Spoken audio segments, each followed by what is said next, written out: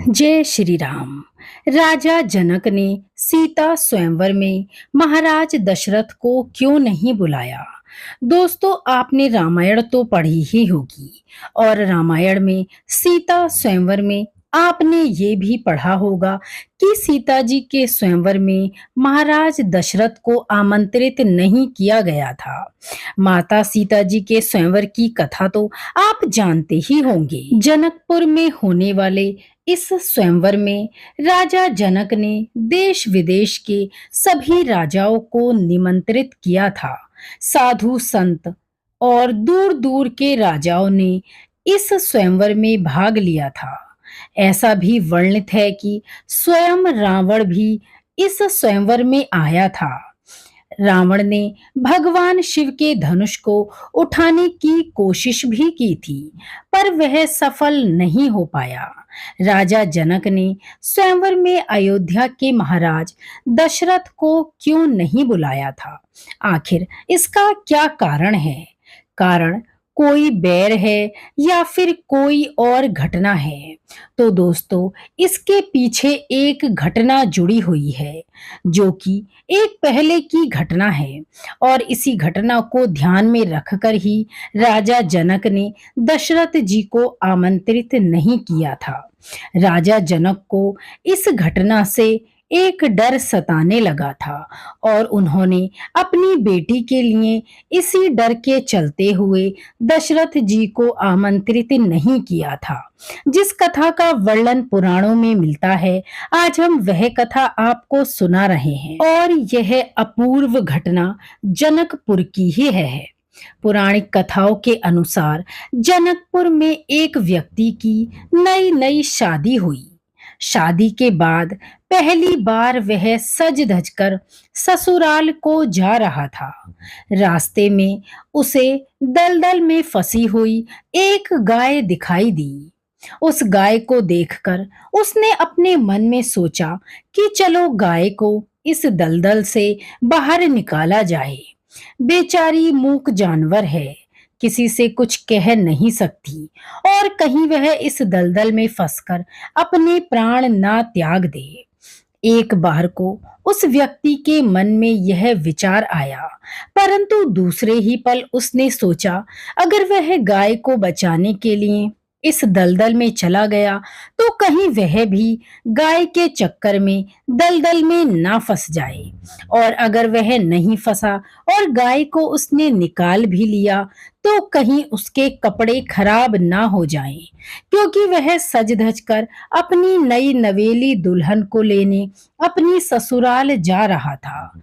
बस मन में चल रहे इन दो विचारों में से उस व्यक्ति ने नकारात्मक सोच का साथ दिया और उसने यह सोचकर कि मेरे कपड़े खराब ना हो जाएं, और उसने नकारात्मक सोच के साथ दलदल को पार करने की सोची। उस व्यक्ति ने गाय के ऊपर पैर रखकर उस दलदल को पार कर लिया और वह अपनी ससुराल को जाने लगा।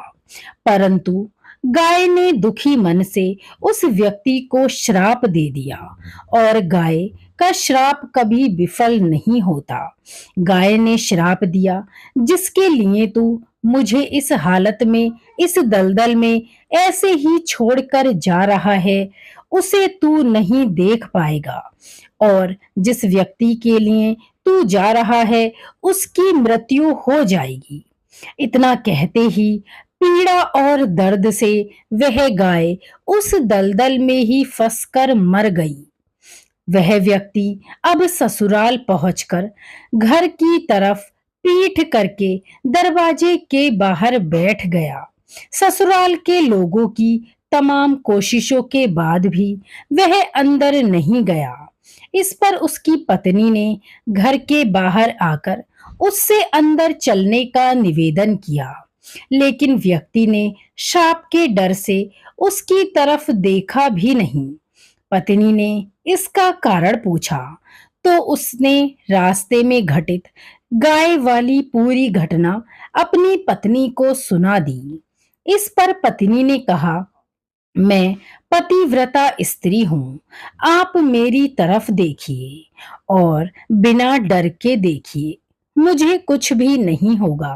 पत्नी की बात सुनकर उस व्यक्ति ने जैसे ही पत्नी की तरफ देखा तो उस व्यक्ति की आंखों की रोशनी चली गई। अब दोनों पति पत्नी राजा जनक के दरबार में अपने इस दुख को लेकर पहुंच गए और राजा को पूरी कहानी कह सुनाई। इस पर राजा जनक ने सभा में उपस्थित पंडितों और ज्ञानी जनों से इसके समाधान का उपाय पूछा। तो ज्ञानी जनों ने बताया कि हे राजन, आपके राज्य के अतिरिक्त किसी अन्य राज्य की कोई पतिव्रता नारी छलनी में गंगा जल लाकर इसकी आंखों पर छींटे लगाए तो इसे गौ श्राप से मुक्ति मिल जाएगी। जब यह सूचना अयोध्या पहुंची तो राजा दशरथ ने एक सेविका को बुलाकर उसके पतिव्रता होने के बारे में पूछा। तो उसने बताया कि वह पूर्ण पतिव्रता स्त्री है और राजा दशरथ ने ऐसा सुनकर उस सेविका को जनकपुर भेज दिया। अब जनकपुर में उस सेविका का पूर्ण रूप से स्वागत और सत्कार किया गया। वह सेविका छलनी लेकर गंगा किनारे पहुंच गई और उसने प्रार्थना की, हे गंगा माँ, अगर मैं पूर्ण पतिव्रता हूँ तो गंगा जल की एक बूंद भी नीचे नहीं गिरनी चाहिए।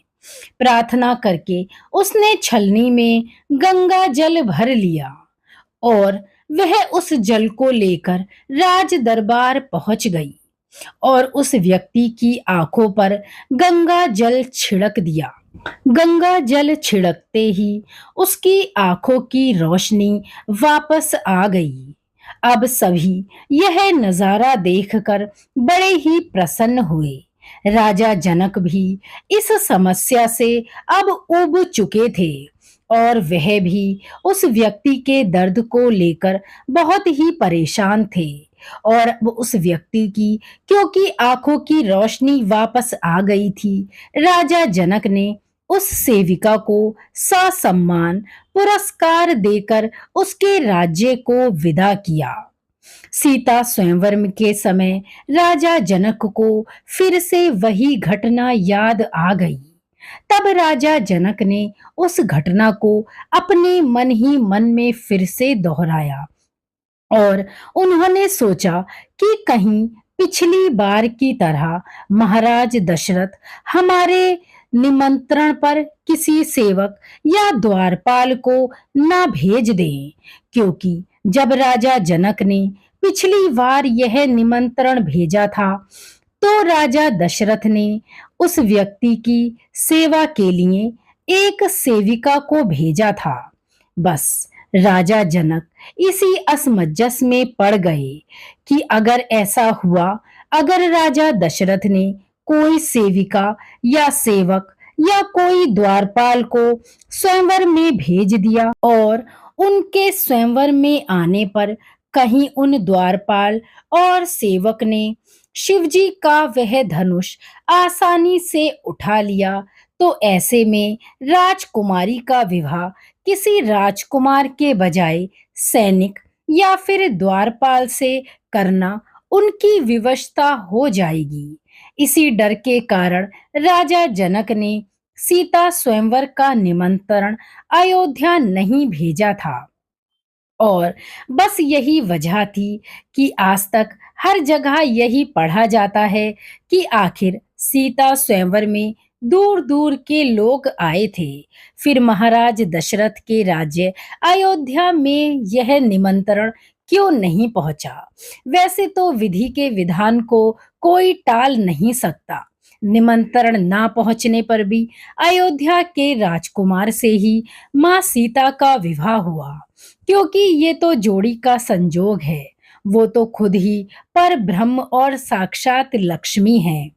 तो दोस्तों, सीता जी के स्वयंवर से जुड़ी ये अद्भुत जानकारी आपको कैसी लगी? अच्छी लगी हो तो हमें लाइक करें और हमारी इस वीडियो को शेयर करना नहीं भूलें। अगर ये जानकारी आपको पहले से नहीं थी और हमारी वीडियो के माध्यम से ही यह जानकारी आपको मिली है, तो कृपया करके कमेंट बॉक्स में जय श्री राम लिखना नहीं भूलिए। इससे हमें पता चलेगा कि हमारे द्वारा दी गई जानकारी आपके लिए कितनी महत्वपूर्ण है और वह जानकारी आपको एक अद्भुत ज्ञान देती भी है या नहीं। धन्यवाद। एक बार फिर से जय श्री राम।